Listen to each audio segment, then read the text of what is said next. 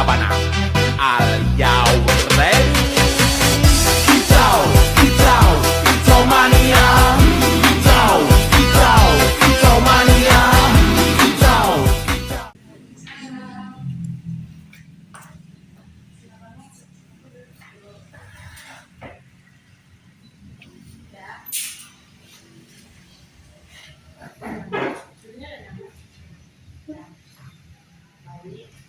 Ibu, jalan ke sini jalan apa? Berapa menit dia ke sini?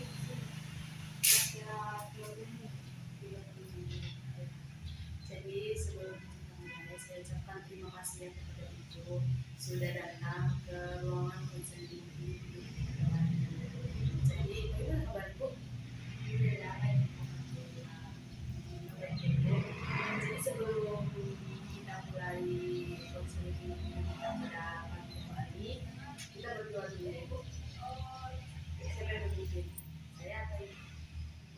Oke, baik, sebelum kita memulai konseling pada pagi ini, ada banyak yang berdoa dulu.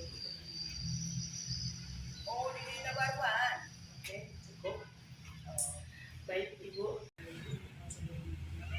sebelum kita mulai konseling Ibu, ada baiknya Ibu mengisi data dulu Ibu.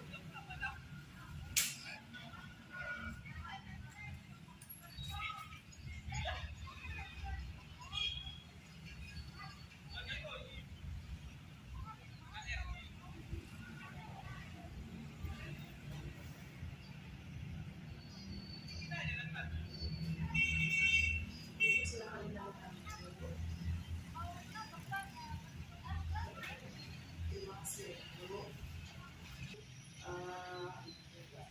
Sebelumnya Ibu udah pernah di konseling belum? Jadi ini pertama Ibu. Oke. Jadi Ibu, nanti kita akan melakukan konseling individu. Ibu udah tahu konseling individu apa? Jadi konseling individu ini adalah nanti Ibu akan menceritakan segala sesuatu permasalahan yang dihadapi Ibu kepada saya sebagai konselor. Saya konselor, Ibu adalah konselingnya Ibu. Jadi di dalam konseling individu ini nanti kita akan berusaha memecahkan masalah-masalah yang dihadapi Ibu saat ini. Kita akan menyampaikan bersama-sama nanti ya Ibu. Nah, perlu juga Ibu ketahui, Ibu nggak usah takut. Jadi di dalam konseling individu ini memiliki beberapa asas. Yang pertama itu asas kerahasiaan. Jadi asas kerahasiaan ini nanti segala sesuatu apapun itu, bagaimanapun itu nanti yang diceritakan kepada saya sebagai konselor, saya akan merahasiakannya di luar. Dimanapun itu saya akan merahasiakan cerita ini. Dan selanjutnya itu asas kesukarelaan.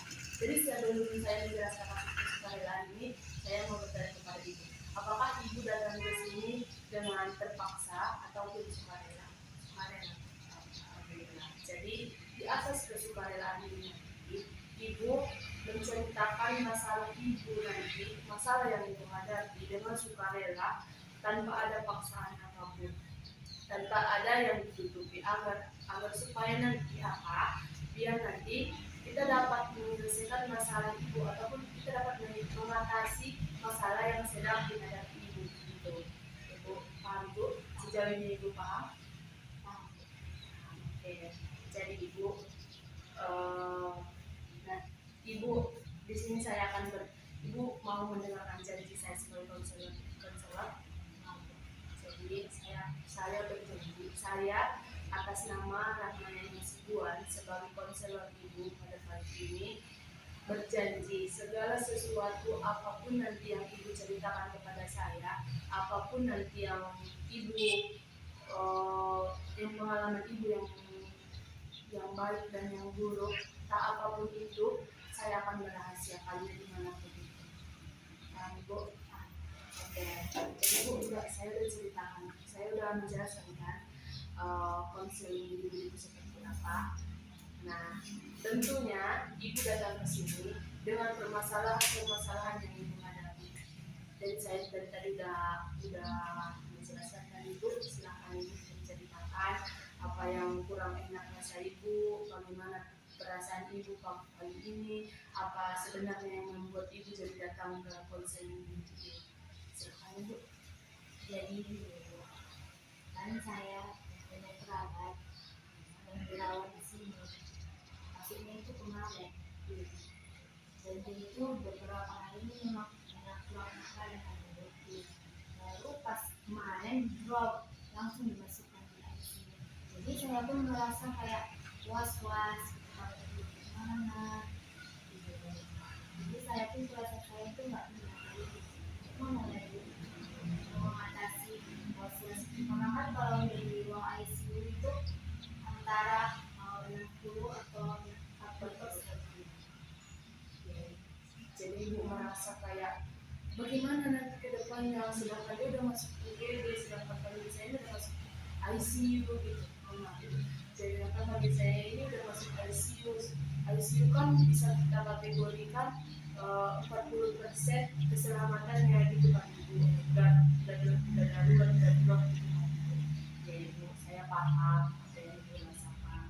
Pasti di situ kepikiran, was-was kayak dia bisa sembuh gak sih? Bisa pak? Bisa nggak ibu yang di sini? Berat itu bagaimana ibu? Atau adiknya ayah? Ya, adiknya ayah ibu. Tapi kalau adiknya ayah itu dipanggil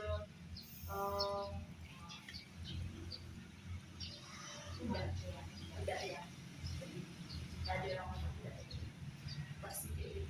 Pasti kita merasa beliau ini orang baik, masa dia sampai di ICU.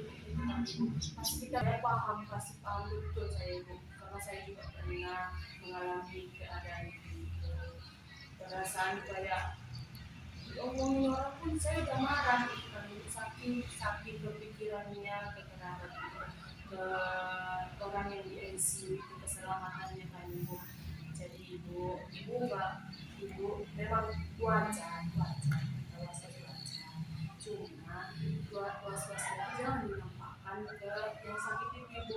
Harus kita memberikan beliau semangat, motivasi, apa sih yang membuat dia menjadi bangkit kembali gitu. Kalau semisal beliau punya anak, kita bisa bilang sama beliau udah sembuh ya, udah kan itu masih ada anak, udah kan masih sekolah, udah masih banyak, ayo udah semangat gitu. Itu juga memotivasi dia, semangat, memberikan semangat sama dia gitu kan. Ibu juga gak usah berpikiran, boleh ibu berpikiran, memang boleh, wajar, itu hal yang lumrah kan ibu. Tapi jangan dinampakkan sama yang sakit itu. Kita semangat, seolah-olah kita itu memang semangat untuk menghadapi masalah itu, kita semangat menghadapi penyakit itu, kita juga semangat. Kita terus menopang dia, terus bersama dia gitu kan ibu. Jadi apakah ibu masih ada yang ingin disini? Coba bagaimana perasaan ibu?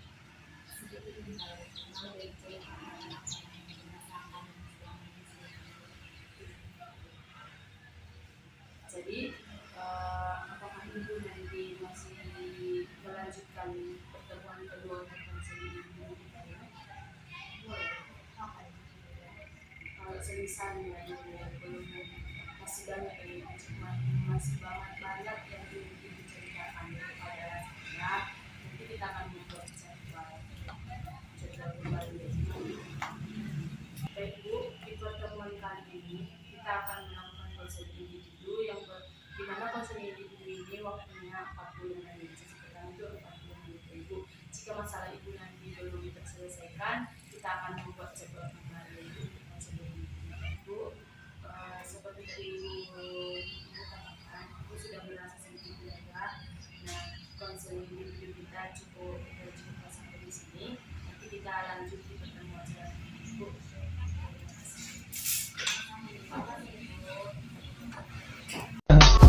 I just had to let you know you're